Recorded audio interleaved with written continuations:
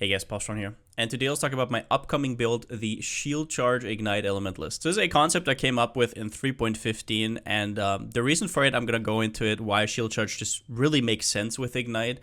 Back then, the Shield Charge, the Shield skills were reworked, and everybody was looking at SST, everybody was looking at Shield Crush, but I was really looking at Shield Charge. Now, as you can see here, we have explosions, which I'm going to go over later, how you can get these chaining prolif explosions. But basically, the thought of this build is it's a mapper. Whenever you have a movement skill that can act as your main damage dealer, you have a huge upside, because usually the way it goes is you have a skill, and then you go into the pack, you press your skill, right? For example, you charge into a pack, you press your main skill, everything explodes, cool. But if you can save that one click, basically, you save half your clicks. It's insane.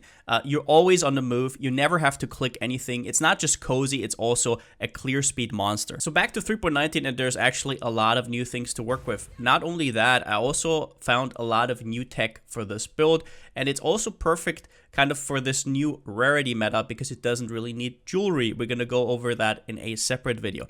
But in general, I will just show you how this one looks like. Now, you might think, Palsteron, you're level 75. You haven't even completed Act 9. What the hell is going on? Well, I'll show you what happened. So basically, this build is just extremely smooth in Blood Aqueduct. So what I've been doing is just this all day. It's just so, oh my god. I cannot remember when I last had these kind of explosions with this kind of like velocity.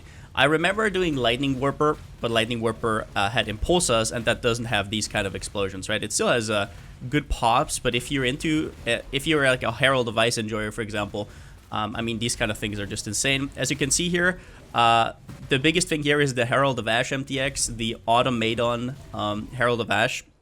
If you don't have that already, treat yourself sometimes. Also, just so you know, this is currently, if we have everything up, on 4 attacks per second. In the end game, we will actually have 6 to 7. So what you just saw will be almost twice as fast later.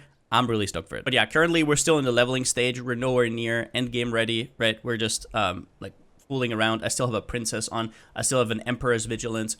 Next up, we're going to craft a lot of gear. I'll keep you posted about that. I'll also keep you posted about it at POB as soon as I have something working. Now, why Shield Charge Ignite, you might ask? And that's a good question, right? It's like Shield Charge is not really known for doing that much damage, but it actually does quite a bit of damage. Now, why do people not use it as a damage dealer usually? Well, the main reason is because it's kind of clunky. It deals its most amount of hit damage at maximum charge distance. So if we would look this here, right, and we put this to always attack without moving, here at the end, it would have its maximum damage, which is extremely annoying. But for Ignite, you don't have that. For Ignite, what scales is the flat physical damage. So for Ignites, it doesn't matter if you do this or if you do this, right? It doesn't scale that damage at all.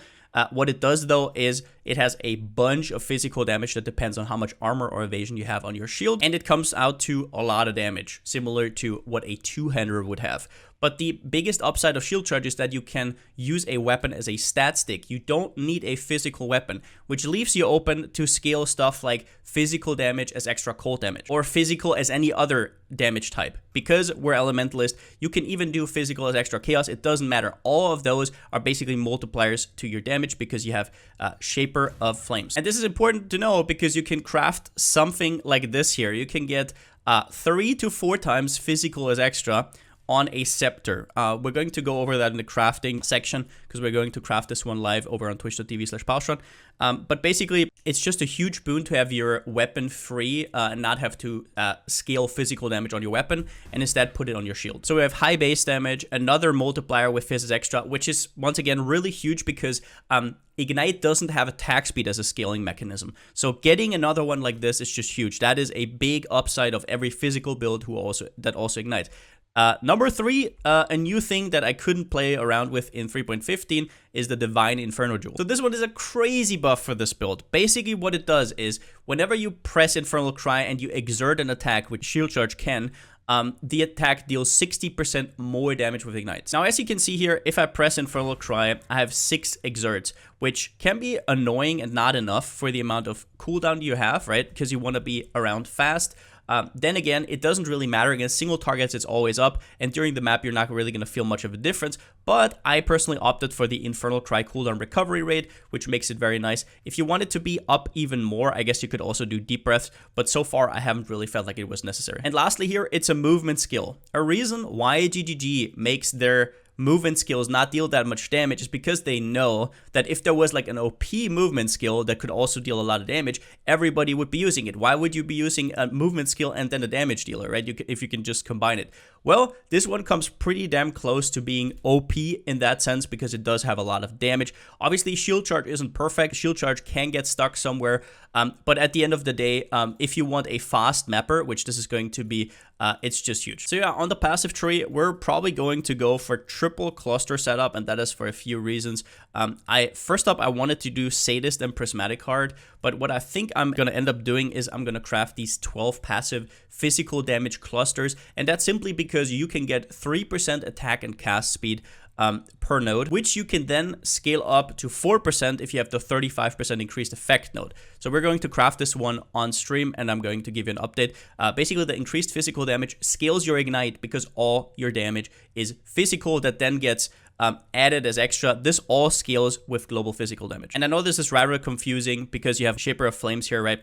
You have Ignite, which is fire damage, but it matters where the damage comes from. And if the damage comes from physical, it also scales the Ignite. Now, another tech is Rizlafas. Now, this one is usually a really good belt, right? You have a little bit more physical attack damage maximum, right? So your roll ranges basically get higher or lower, and you have less minimum physical damage. However, for an Ignite build, this is insane. Simply because your enemy can only have one Ignite, and the lower ones always get overwritten. So the less minimum physical attack damage actually does not matter. It's only about the more maximum physical damage. So this one straight up gives you sort of a 48% more damage multiplier, especially against bosses where you can just stand there and do this until you get a good roll. We also have good Ignite duration, so it doesn't fall off immediately. We're not going to be using a replica Emberwake, for example. I really don't like that ring. I think I'd rather have longer and more consistent ignites. Now, we'll be using a Cloak of Flame. It doesn't really matter that much which body armor you do. There is not really a GG in there. What I want to say is a lot of people have been talking about Bronze Life and how it got buffed.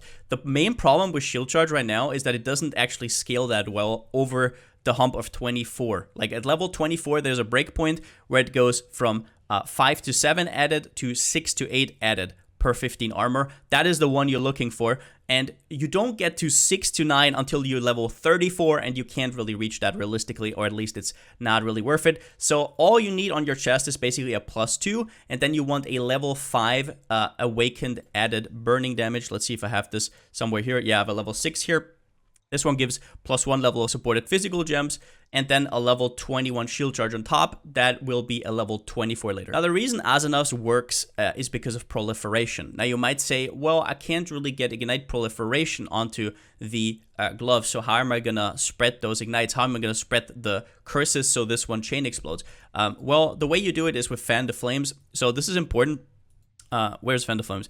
So basically, usually what you have is you have Ignite Proliferation support, right? Which only works for the skill it's socketed into. But this one is global proliferation, right? Global spread. So this one also works for explosions. Now, this is an interaction that has been around for a long time. It's nothing really new, but it is what you saw in the video, why these explosion chains are so smooth. One thing I will say is I've tried Legacy of the Fury. I thought maybe it would even add consistency or something, but it actually kind of like bricked the explosion chain sometimes. There was like stragglers, and I don't really know why. I guess it's how they affect each other. I thought it wouldn't really screw it up because it's a damage over time. So the explosion from Azanov's should still be able to connect, but for some reason it didn't. Maybe we just deal too much damage. I don't know what's happening, but so far, stay away from Legacy of the Fury. As for leveling, what I've been doing is I've been leveling with a Spark setup. I'm going to show you that in a second. This is basically a tree. It's pretty rudimentary. Now we have some spell damage, some lightning, right? Some cast speed. What we're kind of striving for is also getting to 3 jewel sockets as early as possible. And that's because we have these grand spectrums in here, right? And for leveling, this is even crazier. So we're going to use some of these even in endgame. We're going to talk about which ones soon. I'm not 100% sure yet. There's a lot of new stuff out there. But basically, these give you like 45% LE damage per once you have all 3 slotted in, which for leveling is obviously complete insanity. They do currently cost, I think, 0.5 divines. But the thing about leveling gear is you can always sell it after, so I don't think it's that big of a deal. You don't have to do it that way, obviously. Now, the thing is, we're basically rushing to 1, 2, and then the 3rd jewel socket, and then you just get a huge damage boost, right? You can also take this, maybe the auras. All right, so the leveling setup for this is basically, the most important thing is Replica Thessalio Sign. This is just completely absurd flat damage. This is a level 20 ring that gives you more damage than an added cold support at that level, like far more actually. So this one here ×2, you can also amp this up with quality, with the elemental quality to be even crazier. As well as that, they just buffed Replica Prism Weave to also give you absurd amounts of flat damage. At the start, it's all about flat damage, right? It's not that much about levels, it's mostly about flat damage. So these 3 together will completely carry you. You will literally one-shot everything. It is insane. Also, if you can get a +2 tabby, they're really, really cheap this league because nobody's really selling tabbies anymore for divines, right? So these are like, I think I bought this one for 14 chaos or whatever. Then a Karui ward is really nice for spark leveling because you get that proj speed. So you get a lot of accidental XP because the spark projectiles are flying off screen and killing mobs, right? So you don't have to stand there and cast as often. Longshot is basically just a little bit more projectile speed. It's also pretty decently cheap and annoyant. You want Pierce. You also want Divergent Onslaught. So what the Divergent does is it gives you 20% attack and cast speed during Onslaught on top of everything else already. Completely busted. I bought this one for 5 chaos or something. So yeah, if you have a nice and smooth leveling setup, this will basically easily carry you up to level 46. Obviously, you don't need this, as you all know, but I just like having it really comfy. And the reason we're respeccing at level 46 is because at level 46, you get Emperor's Vigilance. Now, I don't know what they were thinking when putting this shield at level 46. If you compare this to other shields at that level, it's completely mind-blowing. Level 46, you should not be getting almost 1,800 armor and like this amount of energy shield. It's completely busted. And basically, once you have this shield up, you can roll your shield charge and just have fun with it. But yeah, what's next for Shield Charge Ignite? Well, basically, this was the proof of concept video. This is how I'm going to structure my builds going forward, because a lot of people have been kind of annoyed that I only put out full build guides. They don't really see how the build is made. If you don't watch my Twitch, right, twitch.tv/Palsteron, you will miss those things. I get it, not everybody has time to watch that, right? Although I would encourage you to do so. Now, after that, the next video, probably in like 2 days or something, will be crafting and updates. Whenever you make a new build, there's obviously going to be flaws in it that you have to kind of iron out. As well as that, we're crafting endgame gear next, which is going to be really, really fun. And then after that, I'm going to drop the full build guide. So yeah, hope you guys enjoyed this. I'm really looking forward to this build. So far, it's been an absolute blast. Like I said, I've just been standing in Blood Aqueducts. I don't even know what I'm doing anymore. It's just too much fun. Explosion chains are too much fun. This really reminds me of the old Shield Charge Discharge build, right? Where you would just charge into packs and they explode. It's basically just that. Just the Ignite version of it. I hope you liked this video, and see ya. But that's it for the video. If you liked it, give it a thumbs up, and if you haven't already, subscribe.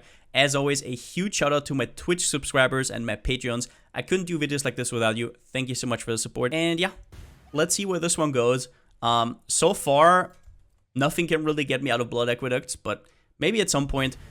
We will still get like 50-60% faster than this, so I can't even imagine what's going to happen after we've put all the gear on.